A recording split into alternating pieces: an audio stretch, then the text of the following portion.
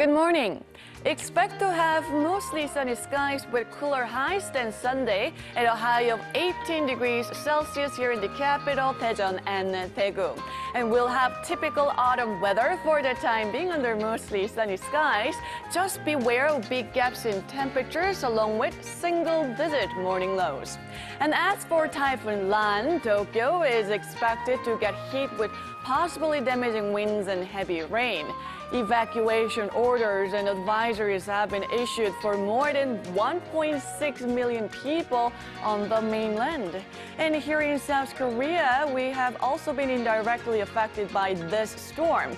Regions in the east, including Ulsan, saw wind speeds of over 40 kilometers per hour this morning, and it will be windy all day, while waters of Jeju Island and the east coast are under wind wave warning. With that, let's take a look at the international weather for viewers around the world.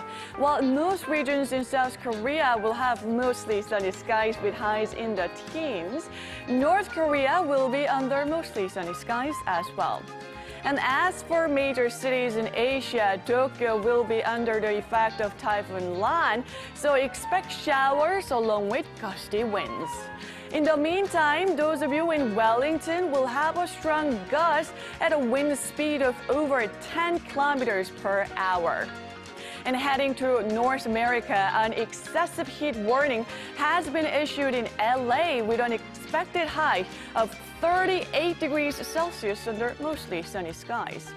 And as for South America, Santiago and Sao Paulo will have a rainy start to the work week.